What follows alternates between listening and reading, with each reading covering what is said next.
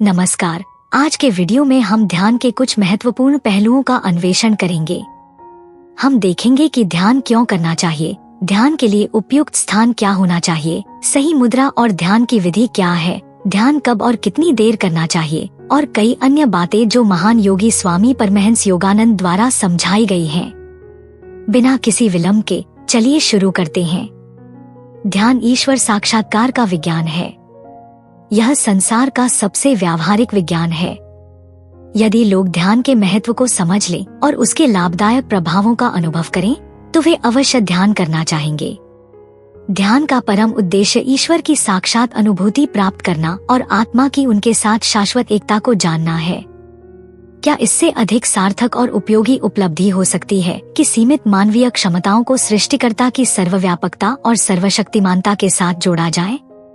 ईश्वर साक्षात्कार ध्यान करने वाले को प्रभु की शांति, प्रेम, आनंद, शक्ति और ज्ञान का आशीर्वाद प्रदान करता है।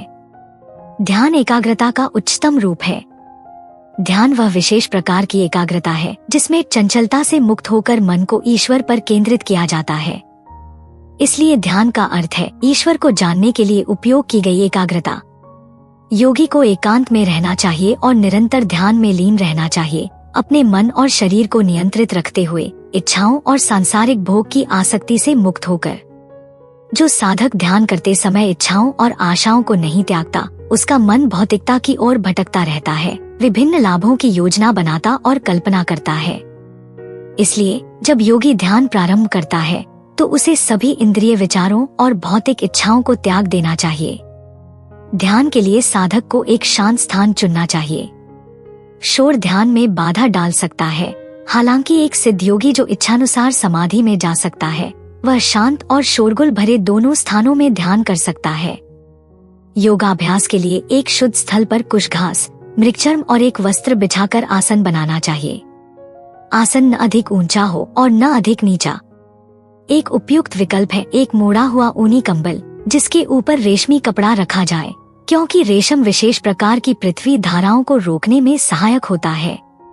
योगी को एक स्वच्छ और पवित्र आसन पर बैठना चाहिए जिसे किसी अपवित्र या नकारात्मक ऊर्जा वाले व्यक्ति द्वारा उपयोग न किया गया हो, क्योंकि किसी भी व्यक्ति के विचार और जीवन शक्ति उन वस्तुओं में समाहित हो जाती है जिनका वह उपयोग करता है।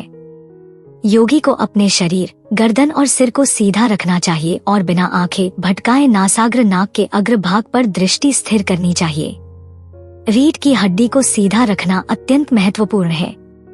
यदि शरीर झुका हुआ हो, थोड़ी ऊपर या नीचे झुकी हो, तो इससे मेरुदंड की तंत्रिकाओं पर दबाव पड़ता है, जिससे मन और प्राण शक्ति के प्रवाह में बाधा आती है।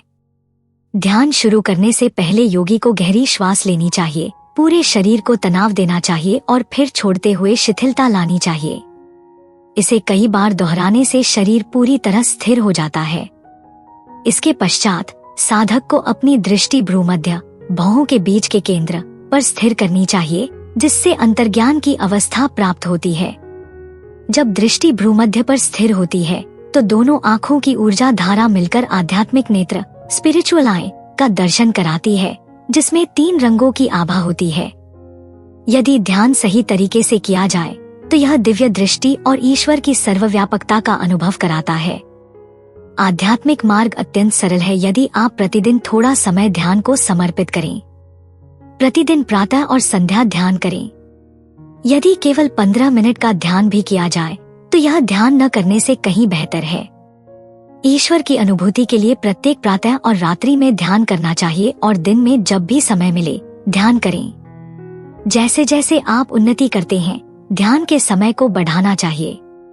ध्यान से आत्मा की मुक्ति संभव है। जब साधक अपने ध्यान में गहराई तक जाता है तो वह ईश्वरीय शांति में विलीन हो जाता है और संपूर्ण सृष्टि को उस दिव्य शांति में समाहित अनुभव करता है। वह उस परम चेतना में प्रवेश करता है जहाँ समस्त ब्रह्मांड उसी शांति की लहरों में तरंगित प्रतीत होता है। सर्वत्र निर्भय, अडिग और संकल्पबद्ध मन से ब्रह्मचर्य का पालन करते हुए साधक को मुझ में लीन होकर ध्यान करना चाहिए। जो योगी अपने मन को मुझ में पूर्णतः समर्पित करता है, वह मोक्ष प्राप्त कर मेरी परम शांति में निवास करता है। हमारे वीडियो को देखने के लिए आपका बहुत बहुत धन्यवाद। यदि आपको हमारे वीडियो पसंद आते हैं तो कृपया लाइक बटन दबाना न भूलें। यदि आप हमारे चैनल पर नए हैं तो सब्सक्राइब करें और बेल आइकन दबाएं।